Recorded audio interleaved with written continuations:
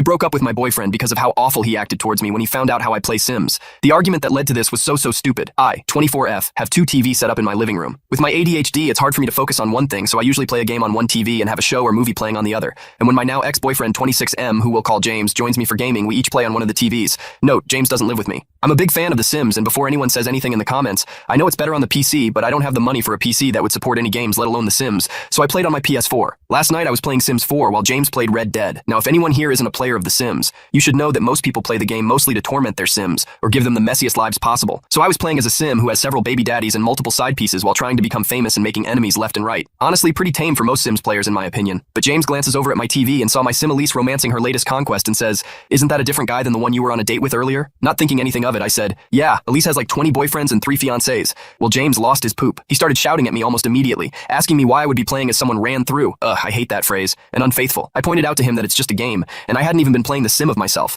Elise doesn't even look anything like me. Though I fully believe this argument would have been insane even if the Sim looked exactly like me and had my name because, it's not real. James said none of that mattered because only War would be playing a game where you can do anything you want, make their character a passed-around slot. He started calling me a cheater, insisting I must believe cheating isn't wrong if I play Sims like this instead of making faithful characters. I told him that was the dumbest thing I've ever heard, because I'm terrible at de-escalating things clearly, and pointed out that making loyal, nice Sims with good morals was boring, because half the fun of the game is causing drama. Then I said it was ridiculous to assume I was doing any of the things I have my Sims doing because 1, I don't like drama in real life, and 2, I'm a homebody and don't like interacting with people too often, so when would I even be meeting all these people and cheating on him with? And 3, there is literally a man locked in Elise's basement that spends all his time making paintings and selling them to fund her lifestyle. And if he's worried about me cheating because my Sims do it, he should be checking my basement for captives. He said I was trying to distract him from my cheating and insisted on going through my phone. I told him there was no point. I wasn't going to keep dating a man who would call me a cheater and a whore because of a video game and broke up with him. He yelled and shouted about this, proving his point. My refusal to let him go through my phone obviously meant I was cheating. The entire time I packed up everything he had laying around my apartment. I got all his poop together,